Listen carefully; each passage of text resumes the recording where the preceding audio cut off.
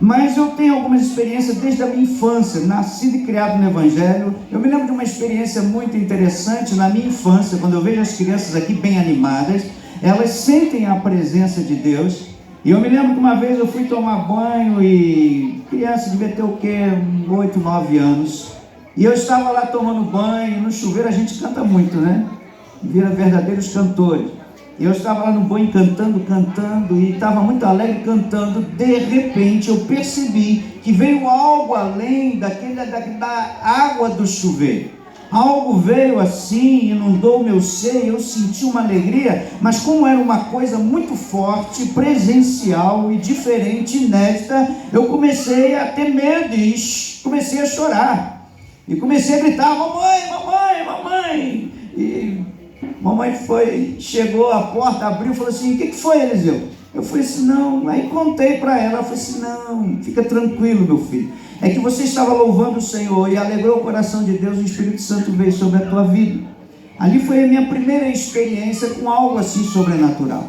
Mas naquele hotel lá em Cristalina, naquele momento que eu estava ali orando, lamentando, veio uma voz, é impressionante, não é algo que você ouve no ouvido humano, é algo que vai lá na alma, e é algo muito claro, muito nítido, são palavras que vêm junto com esclarecimentos, é uma coisa impressionante. E a frase que veio, o que o Espírito Santo ministrou ao coração foi o seguinte, disse: olha, eu estou à procura de verdadeiros adoradores, e quando eu os acho, eu os envio a qualquer tempo e a qualquer lugar como minhas testemunhas. Eu entendi claramente aquilo que o Espírito Santo estava falando. É muito prazer, alegria eu poder estar em todos os lugares onde sou chamado, onde tem igrejas aliançadas, ministrando a palavra de Deus, doutrinando a igreja. Eu sou beneficiado, estou exercendo meu dom, talento e ministério. Mas o que o Espírito Santo estava falando aqui é aquilo que já há algumas décadas a gente vem ministrando, mas na prática, ouvindo o Senhor falar, aquilo ficou muito forte.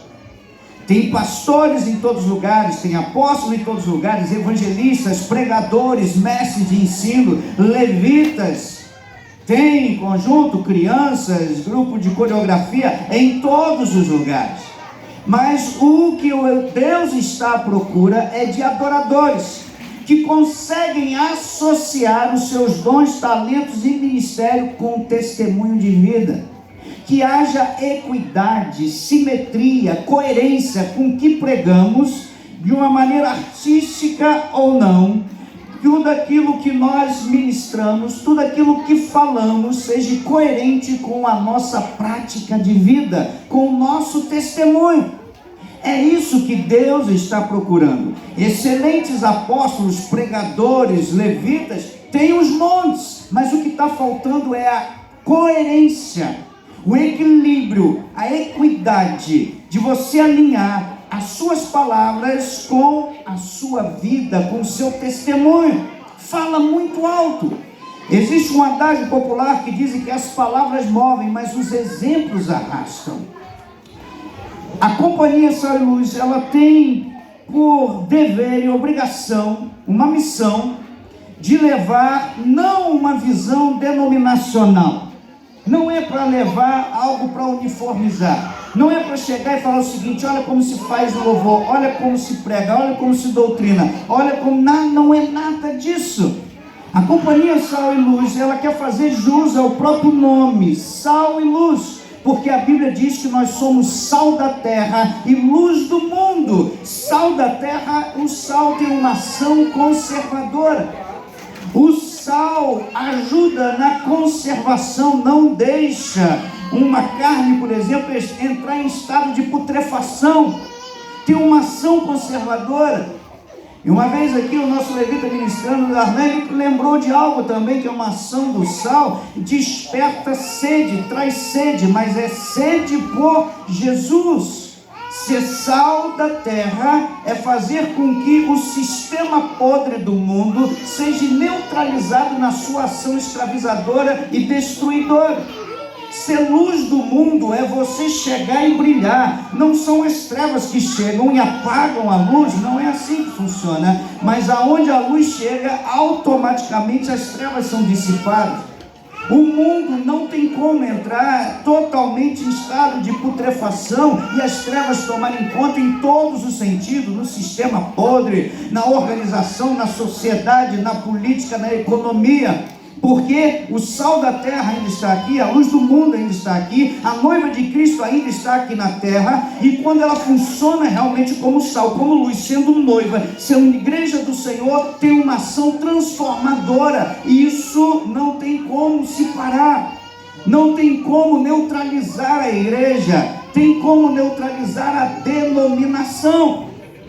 Aquela frase que o Espírito Santo falou comigo lá no hotel em Cristalina, aí isso no início, no primeiro dia da viagem, mas até o último dia Deus foi ministrando e mostrando as coisas que estão acontecendo. Nós vimos então denominações e pregadores trazendo escândalos.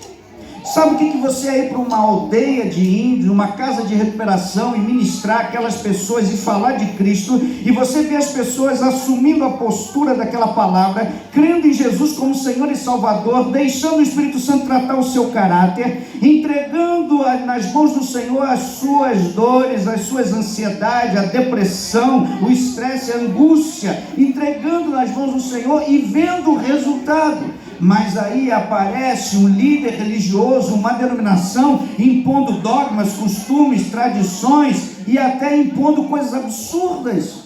Uma das aldeias foi feito um trabalho tão bonito, e quando o missionário retornou lá, ele dizendo: apóstolo, quando eu cheguei lá eu fiquei apavorado, índios tomando banho com camisa de manga social, índios dormindo com roupa, porque o anjo vinha de madrugada e não podia encontrar eles com roupas com pormenores.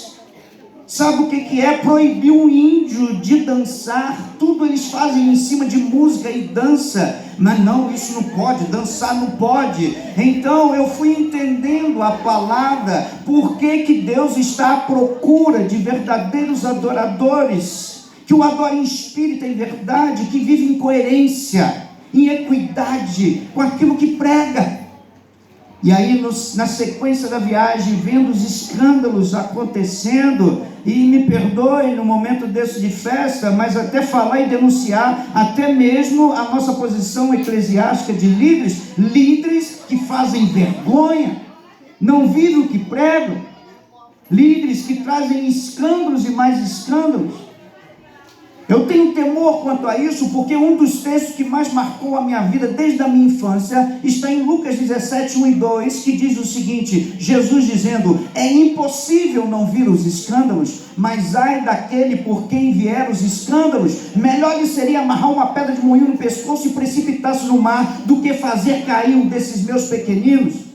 Quando uma pessoa está no pecado, quando uma pessoa não quer viver coerente e ela comete o pecado, ela está cometendo, ela vai sofrer as consequências, porque pecado só é pecado porque traz consequência. Mas quando a atitude dela, a prática de pecado, leva um dos pequeninos a caírem, vai ter que prestar conta a Deus. Isso é muito sério. Fazer cair um desses pequeninos. Precisamos ser testemunha. Não se trata de ser santarrão, ser melhor do que as pessoas. Não se trata disso. Se trata de ter a ousadia de falar como o apóstolo Paulo: sede meus imitadores como eu sou de Cristo. Ter a ousadia de chegar para alguém e falar o seguinte: você quer conhecer um pouco mais de Cristo? Pode andar comigo, anda comigo, me observa, ande dias comigo. Como diz também um adágio popular: quer conhecer melhor? Coma 1 quilo de sal comigo. É isso que Deus está à procura, de adoradores. Adoração. Você ter boas obras não salva ninguém. A salvação não vem por obras. Mas uma pessoa que conhece a Cristo como Senhor e Salvador e não tem uma vida de prática de justiça, vivendo uma vida íntegra, honesta, vivendo o que prega, vivendo o que aprende, vivendo a letra dos cantos que cantam, quando não vive dessa forma, as consequências do pecado vão minando a fé dele. Não existe fé que resista a isso. É por isso que tem muita gente caindo, pipocando pessoas que não conseguem resistir. Deus está à procura de verdadeiros adoradores. E eu encerro essa palavra com a conclusão de tudo que Deus me mostrou nesta viagem. E lá, no Hotel Celoato, esqueci o nome do hotel, bem diferente, lá em Várzea Grande, lá em Cuiabá, em Mato Grosso. Quando eu estava ministrando pela manhã lá no hotel, me veio outra coisa muito forte, e eu vou encerrar com isso. É muito forte. É muito forte. Se você prestou atenção até agora, você vai poder entender o que eu vou falar agora. No momento que eu ministrava para a igreja lá, naquele hotel, a igreja reunida, a palavra do Senhor foi o seguinte: os lugares mais perigosos que existem, os templos evangélicos atualmente se tornaram os lugares mais perigosos para se manter a fé saudável. Vou repetir isso, que é muito forte. Os templos evangélicos se tornaram os lugares mais perigosos para se manter uma fé saudável. E eu entendi isso e ministrei para aquela igreja, a igreja entendeu e vocês vão entender. Em Mateus capítulo 7, 21 e 22, Jesus, no final do Sermão do Monte, ele diz algo muito forte. Ele diz o seguinte: muitos naquele dia me dirão: Senhor, Senhor, em teu nome eu não preguei, eu não profetizei, em teu nome eu não expulsei demônios, em teu nome eu não fiz maravilhas. E Jesus disse naquele Sermão do Monte para aquelas multidões, ele disse: e eu lhes direi explicitamente: não vos conheço, apartai-vos de mim, vós que praticais a iniquidade. Para vocês analisarem e pensarem, aonde que nós mais ouvimos a pregação do Evangelho? Quais são os lugares que a gente ouve mais as pessoas falarem de Jesus como Senhor e Salvador, pregar as boas novas? Nos templos evangélicos. Quais são os lugares que você conhece que mais você vê pessoas sendo libertas de forças demoníacas? Onde chamam autoridades eclesiásticas, presbíteros, e oram para as pessoas enfermas ali, possessas, e elas são libertas. Aonde que mais acontece isso? Em templos evangélicos. Aonde que você vê mais curas e milagres no nome de Jesus? As pessoas sendo curadas, o coxo andando, o cego enxergando, pessoas sendo curadas. Aonde mais você vê isso? Nos templos evangélicos. E aqui Jesus está dizendo que muitos vão chegar e vão reivindicar isso. Em teu nome, Senhor, eu preguei. Em teu nome eu expulsei demônios. Em teu nome eu fiz maravilhas. E ele vai ouvir de Jesus: não te conheço. Apartai-vos de mim, vós que praticais a iniquidade. Entende isso? Sabe o que é adoração? Adoração é aquele que vive com equidade. Aquele que prega. E aquilo que ele prega, ele tem um dom, ele tem um talento, ele tem um ministério, ele prega, ele é usado por Deus, as pessoas ouvem e são abençoadas e salvas. Mas muitos desses pregadores são os maiores ímpios que a gente pode conhecer. O que é uma pessoa ímpia? É uma pessoa desprovida de piedade. E o maior ímpio é aquele que prega a verdade, vê as pessoas se convertendo, mas ele não tem piedade de si mesmo para se deixar tratar. Apenas usa do seu dom e talento e prega para as pessoas se convertem, mas ele mesmo não vive uma prática de justiça. Isso é impiedade. Isso é iniquidade. O maior ímpio é aquele que usa o dom e a fé e expulsa demônios do corpo das pessoas, mas mesmo assim ele não se deixa tratar e vive uma vida de miséria e pecado. Aquele que é usado e tem o dom para orar e alguém ser curado, a pessoa é curada. Ele é usado e ele ali ora e a pessoa é curada. Mas mesmo ele vendo as pessoas sendo curadas, o dom que Deus lhe deu, a fé que Deus lhe deu para aquilo, mas